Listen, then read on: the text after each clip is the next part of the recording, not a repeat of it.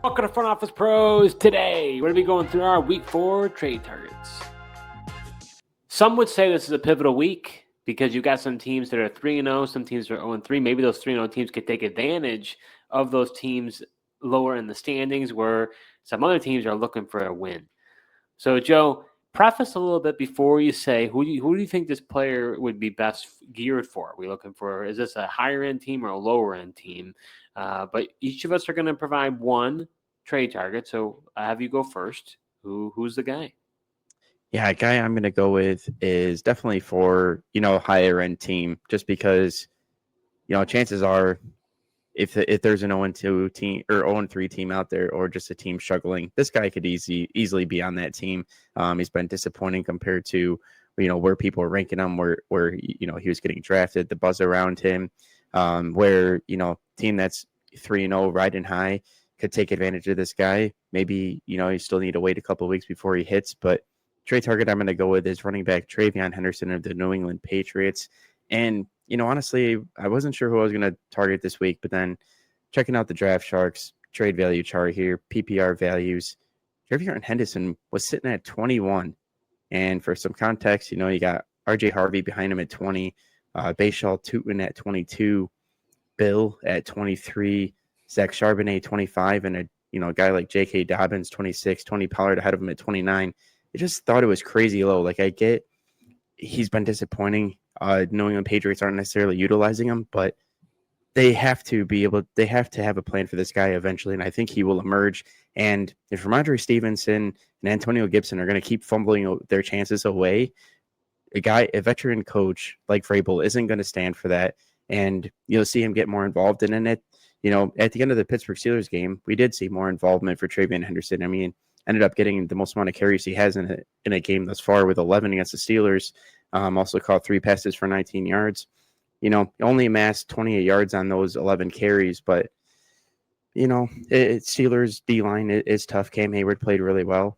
So we'll see what happens. But going forward, the Patriots schedule, I think, is pretty good. They got the Panthers coming up week 4 here at Buffalo, who's been struggling against the run. New Orleans after that, and really, the one team that could really take them away would be week 8, against Cleveland. They look to be just stymieing teams. Derrick Henry didn't do well. Josh Jacobs this past weekend. So, and eventually, like I said, TreVeyon Henderson, he will be getting, a heavier workload, whether or not he takes away like the starting role from Ramondre Stevenson. But even so, we're talking about PPR leagues here. He definitely should be utilized more in the receiving game. Yeah, I think I actually thought about saying TreVeyon Henderson myself. So I do think it's a good selection. I do have him, on a couple of my teams here. My only thing with him is that it had to take Ramondre Stevenson to fumble. I think it was twice, and then Yeah. also Antonio Gibson to fumble to finally allow for the opportunity for Henderson to get on the field. That just is mind-boggling to me. And when it comes to Henderson, I did think it was interesting. And again, everyone wants, everyone has their own process, right? And some people would find this insignificant. You got to read between the lines. I do think there is some value to it, but I thought it was interesting that Mike Vrabel, in talking to Ramondre Stevenson, I forgot if it was him saying it or Ramondre was saying it. I think it might have been Ramondre, but basically but basically saying what Vrabel was telling him was like, we need your skill set. Like, don't get down and out. Like, we need you, right? Now, I don't see any reason why Vrabel would be purposely lying to Ramondre Stevenson about that and for him to then say that to the media. So I think that's somewhat legitimate. And so I don't really think Ramondre is going away anytime soon. I think you alluded to this early on, Yep. even prior to the season. You said, look, Josh McDaniels is the offensive coordinator. They've always played games when it comes to running back utilization.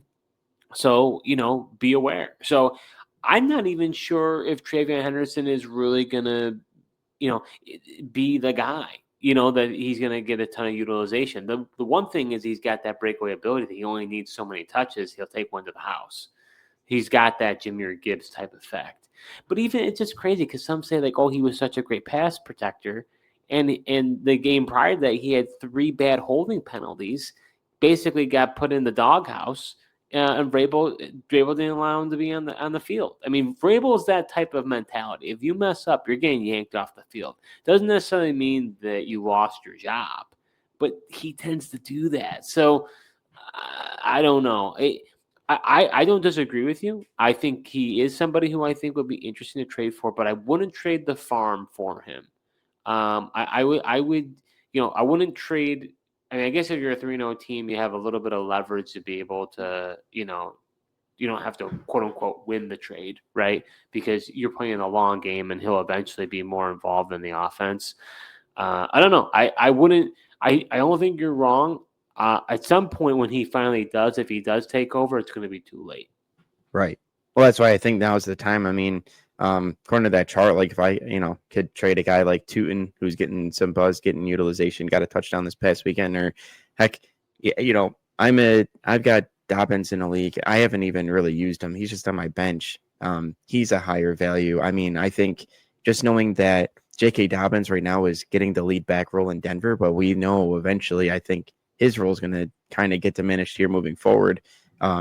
Expecting RJ Harvey to take over, and I'm not so convinced by that.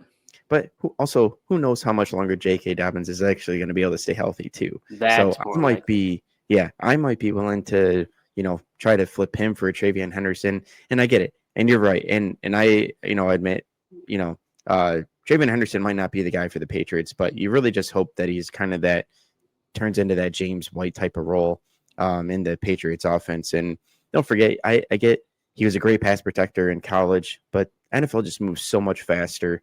He might not be used to that, how fast this pace of guys play. And then also Josh McDaniels' system is really hard to grasp for a rookie. So I think 2 holds usually are just because you're thinking, getting caught out of position, you panic and you grab late. So maybe as the season moves on, he gets a better grasp of the playbook and actually what he's supposed to be able to, his role in the pass blocking duties as well. I will say I do agree with you that I would rather have Henderson over Tootin.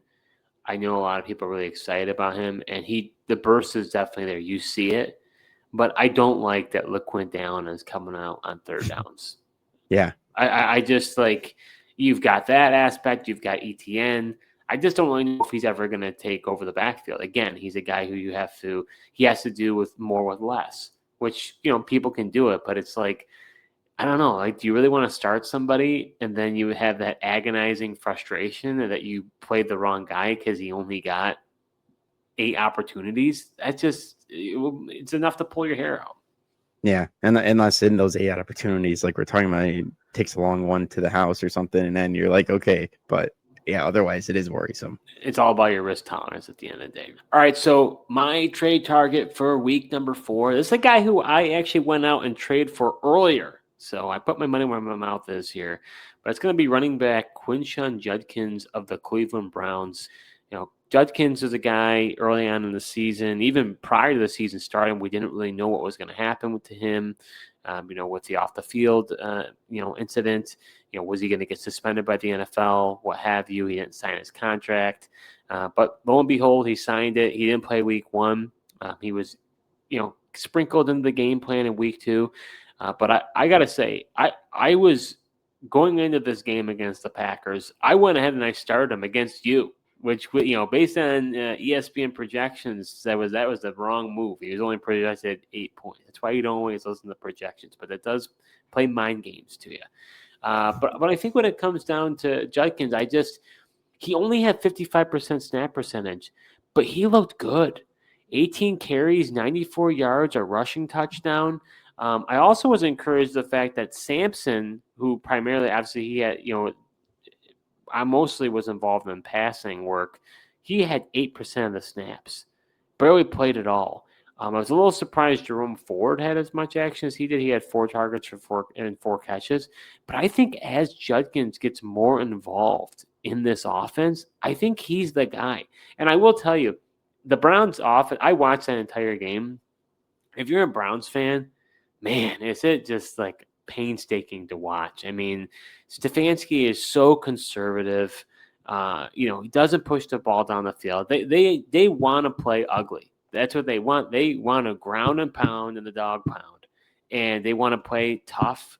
hard-nosed defense. That's what they're about, and they're good at it. I mean, Packers should have won that game. They let them stay around until they made a mistake, and it cost them. But I mean, prior to that, the Browns were having a very hard time moving the ball. Just towards the end there, they were able to take advantage of it. And their kicker's not even the best, Cleveland's kicker. He's shaky. So for them to get out with a win, it was an impressive win. But it's just like, I don't know. To me, I was watching thinking like, why don't I even have Joe Flacco in here? Like, see what Shedeur Sanders or Dylan Gabriel have to show at this point, because this is not the Joe Flacco Browns, a few years back where he was slinging it all over the yard. I know the Packers defense is a difficult defense. I know that's what you're thinking, but needless to say, real quick here, look at the trade value chart. You got guys like Trey Benson, Chase Brown, Breece Hall, Chuba Hubbard, Alvin Kamara. All these guys are ahead of Quinshon Judkins. I'm taking Judkins. I think Judkins is, he's the guy.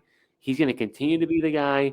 I think he's going to be continuing. He's only going to get more involvement from my perspective. Yeah, I mean, you don't got to convince me on Quinshon Judkins. I mean, I was on him in the offseason, really liked his prospects. Just the one thing I was concerned about was him possibly getting suspended, but then surprisingly enough, NFL chose not to, and he's out there playing. And I mean, I always expected him to be the lead dog in the Cleveland Browns offense here, and we'll see how many weeks it does last. But for now, Jerome Ford, like you mentioned, does have the third down role in that offense. But Quinshon Judkins, I mean, we'll see if he eventually has it. He has the ability to be a 3-down back in this league. And it is interesting. I mean, given everything that's going on with the Bengals, I mean, I know some people are saying go ahead and buy low on Chase Brown, but given everything that's going on, I mean, I don't know if you've seen what's going on with Chase Brown and just his amount of runs, and it's like a historic low with his amount of attempts and how much yardage he has. It's just crazy. So much rather have Judkins, and even Trey, guys like Trey Benson had him. It's kind of crazy to me. I know he hasn't played that much football, but like you said, for what he did against the defensive front like Green Bay, who has just been slowing everybody down, teams have been having trouble to run on. I mean, his ability to break the tackles and just move forward and not get those negative rushes. He looked the part and everything that I thought he could possibly be thus far.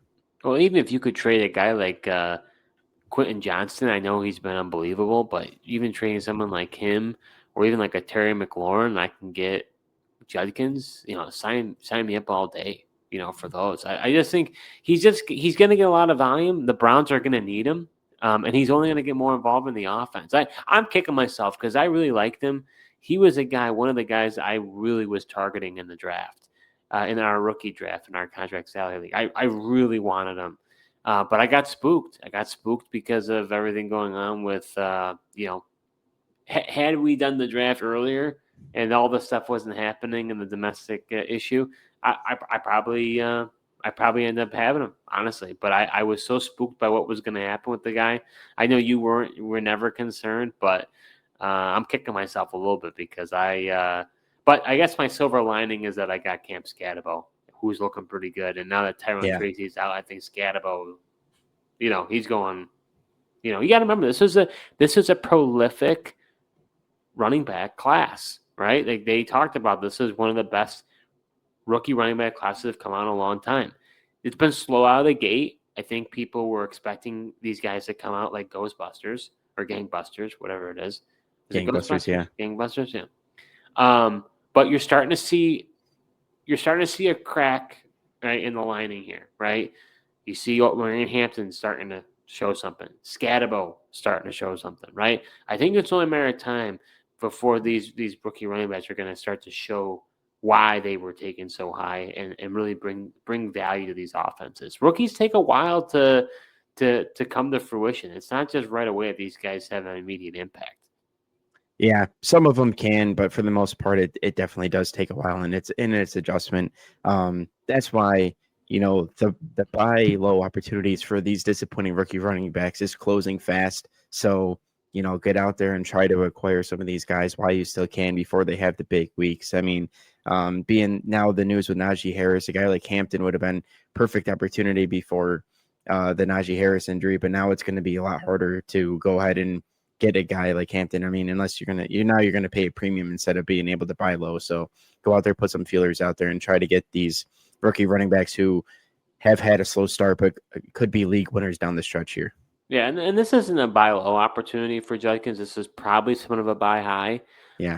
But depending, I mean, the Browns are not the most exciting team in the world. And ultimately, at the end of the day, depending on the Judkins owner, how confident they were, if he was someone they were intentionally trying to get at the end of their drafts, or he was just a throw, kind of like, oh, okay, he's interesting, I'll pick him at the end of the draft. I do think that maybe someone says, hey, let me cash in, right? He's starting to look pretty good. Maybe I can get something out of it. And so I don't think it's crazy that he's like, untradeable or anything like that. Yeah, I wouldn't think he's untradeable either, but yeah, I think he's a guy that you absolutely got to go out and get. The Browns, you mentioned it. They don't care about winning pretty. They want to win ugly. They're part of the NFC or AFC North. Just a gritty football team. They're going to play really good defense, rely on that run game with Judkins, and they got a quarterback, 40 years old and Joe Flacco that they're not going to want to, sling it around the yard. So that does it for this episode. We went through our week 4 trade targets. Joe and I each provided one trade target. And if you end up trading a player or players, or are you getting any inquiries, go ahead and put your comments below. Love to be able to give you another piece of advice. We give you your soundboard to help you to be able to figure out whether you should make these deals. If you haven't done so already, check out our most recent episode. We went through our week 4 IDP waiver wire pickups. You're not going to want to miss that. Thank you so much for tuning in, and until next time.